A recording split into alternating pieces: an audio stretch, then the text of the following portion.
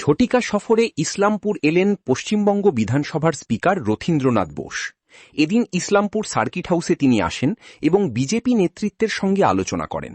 তবে তিনি সাংবাদিকদের সামনে কিছুই বলতে চাননি।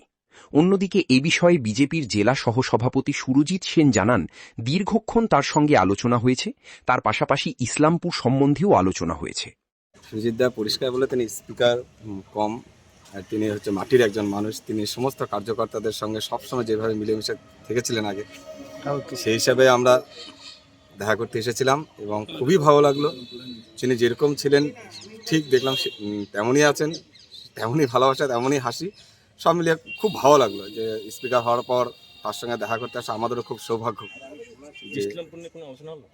দেখুন, সে কিছু বিষয়ে আলোচনা করেছে, কিছু আমাদের দিক নির্দেশ করেছে, সেটা আমাদের জন্য সেটা ছিল। দেখুন, রথীন্দা মাননীয় স্পিকার আমাদের রথীন্দা সকলের প্রিয়, উনি প্রথমত হচ্ছে আমাদের সৌভাগ্য যে আমাদের মতো একজন কার্যকর্তা আজকে বিধানসভার স্পিকার হয়েছে।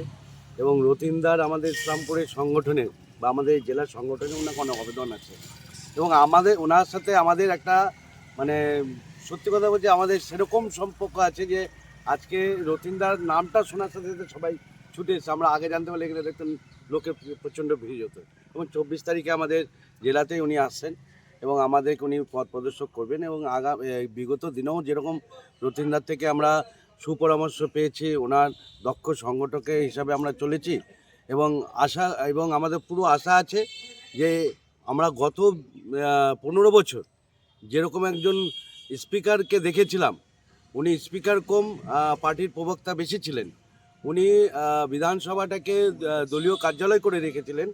তো এবার আপনারা প্রথম থেকেই দেখেছেন এবং আমরা আশা করব যে আপনারা দেখতে পাবেন যে ওই সত্যিকারে একজন স্পিকারের ভূমিকা কী হতে পারে।